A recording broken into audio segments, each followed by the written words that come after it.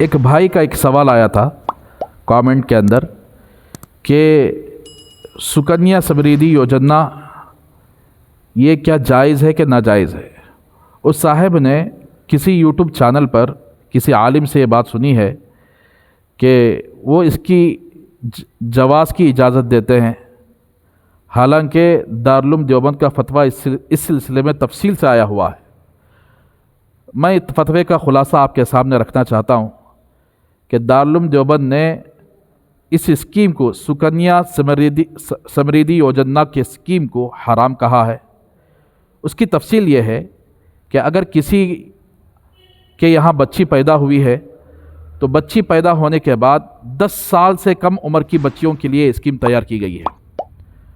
और इस स्कीम में जैसे ही बच्ची पैदा होती है तो उसके नाम पर किसी बैंक पे जाकर अकाउंट खोला जाता है या किसी हुकूमत के किसी भी खाने में उस पैसे को जमा किया जाता है। 14 साल तक जमा करने का इसके अंदर ये स्कीम है। 14 साल तक जमा करने की, 14 साल तक या तो माहाना आप 250 रुपये से लेकर जमा कर सकते हैं, यानी माहाना 250 रुपये जमा भी कर सकते हैं, या सालाना भी किस्तवारी एतबार से जमा किया जा सकता है। इस तरह 1.5 लाख रुपये 14 साल तक जमा कर देंगे तो 21 साल तक, बच्ची की उम्र 21 साल होती है, तो 21 साल तक उससे पहले अगर कोई निकालना चाहता है तो आधा पैसा निकाल सकता है, और उसके बाद अगर निकालना चाहता है तो ऐसी सूरत में 21 साल के बाद हुकूमत 5.8% से 1.9% तक इंटरेस्ट डालकर सूद भर के उस पैसे को वापस करती है। तो 1.5 लाख रुपये 14 साल तक जमा करने से उसका सूद हुकूमत उसको डाल कर देती है, तो गोया ये सरासर हराम है, सूद है। चाहे गवर्नमेंट उसको सूद के तौर पर दे रही हो, चाहे कोई और बैंक दे रही हो, या पोस्ट ऑफिस के ज़रिए से उसको सूद मिल रहा हो, तो ये दारुल उलूम के फतवे के एतबार से ये सरासर हराम है।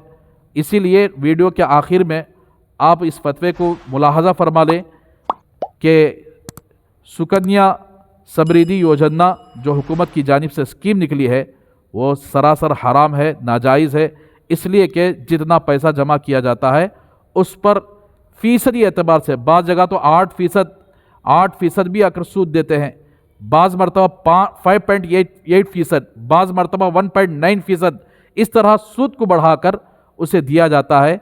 और लोगों में ये फैलाया गया है कि इससे बच्चियों की मदद होगी, बच्चियों के शादियों की मदद होगी।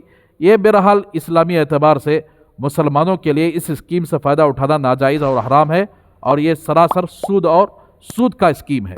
अल्लाह हम सबको अमल करने की तौफीक अता फरमाए।